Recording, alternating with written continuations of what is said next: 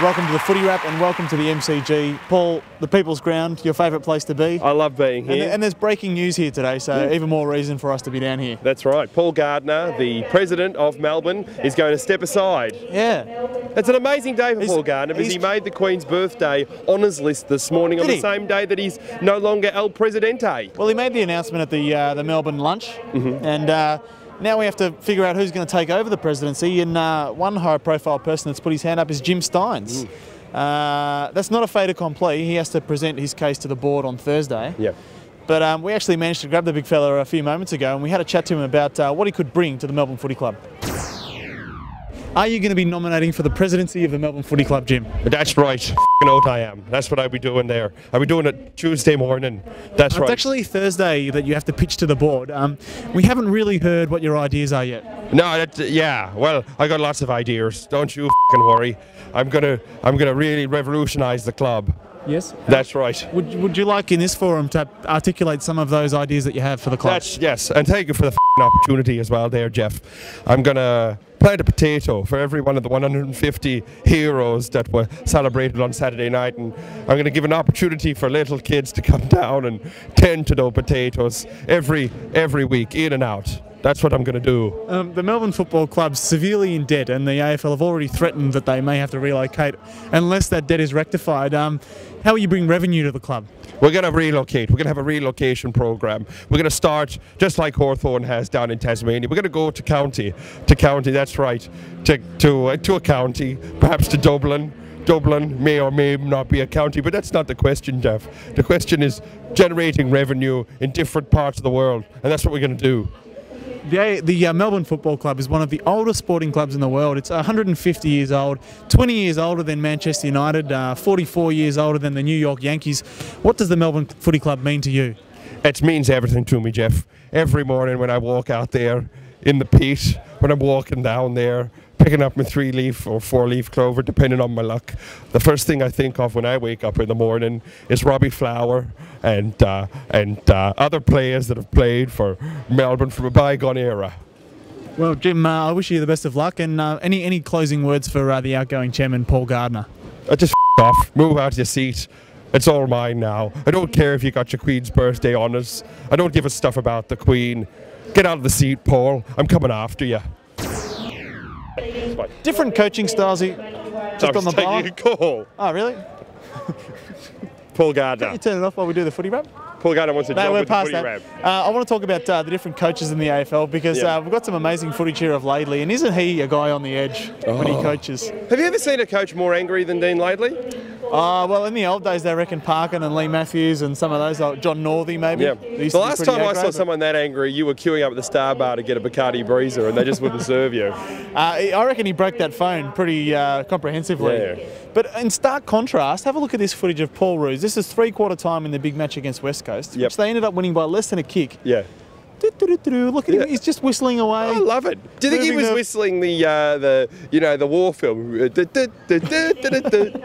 He might have just watched it on Foxtel the night before. And then soon after that, he just as he was running back up to the coach's box, Lee Colbert came across to interview him.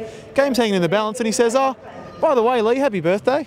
How would he know it was Lee Colbert's birthday? I don't know. Lee Colbert had an How would he think affiliation of it in the heat of battle to be able to think of that? And the Kangaroos. I know. Well, where is the Paul Roos affiliation there? He's a genius, Paul Roos. He is a genius. Yeah, he coaches from the Brown. He thinks outside the box as well, He does. which I love. Because you know what he does? He doesn't sit in the coach's box. He sits on the bench. I know. That's so out He's there. the people's champion. I know. No one would ever have thought of that, except for, say, all the country teams where the coach has to sit on the bench because there is no box. But other than all those hundreds of coaches, that's how much he is thinking outside the box. Absolutely, and that was a big win by. I reckon his team exemplify the coach because Jude Bolton lining up to kick that goal in the clinches. That was a big goal. And he was whistling as he did it. Rumour has it. The whole team was whistling, in fact. Let's serious up for a minute, Paul. I'm high on the hill, looking over the bridge. Because I want to give thanks for a moment for Buddy and Baby Ablett, because Buddy on the weekend, 9 magnificent goals. Yeah. We're kind of in the midst of Buddy mania, Yeah. really.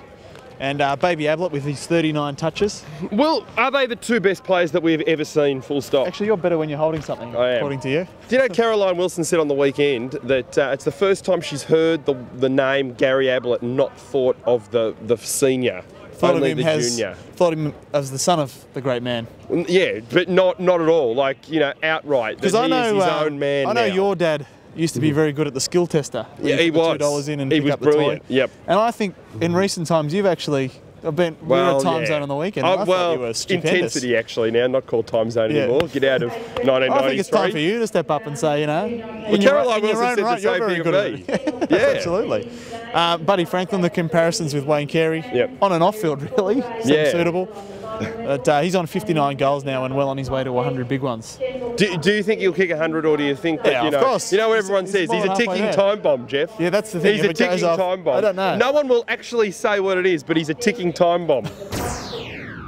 An area of the game that my colleague here has been a long-standing advocate of is the interaction between the fans of the game and the umpires. And there's a new website called the Umpires Bench, which has been set up with that specific purpose. On the website, you can blog with umpires from the AFL. Right. And there's an umpires diary section. Razor Ray Chamberlain will be doing a diary section about his experiences of umpiring the games and training. I can't wait to get on Ray Chamberlain's blog. I cannot wait. Have you got a few pearls for I've him? got some great Some ones. advice, maybe? I've got some great advice for that little freaking hobbit.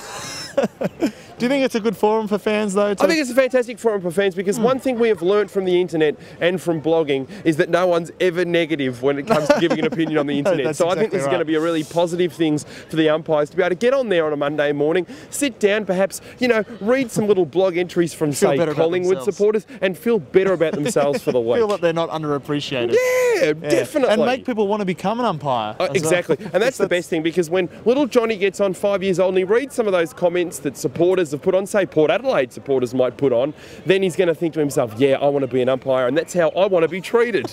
Great idea, AFL. Thumbs up on Queen's birthday. Well, we're going to head into the big Queen's birthday clash now. Collingwood versus the Demons. I hope the Demons can produce something good. They've had a rough few weeks. They've got to produce something, or Andrew Demetrio said he might take it away from them. Yeah. Well, and I hope Jim Steins can be the saviour. Yep. And I just want to say, it's a privilege to get through a whole footy wrap without Paul making fun of what I'm wearing or what I'm doing. Yeah. And it's also been a big privilege for me to do the footy wrap this week with Norman Schwarzkopf. What was Norman's famous line? It was...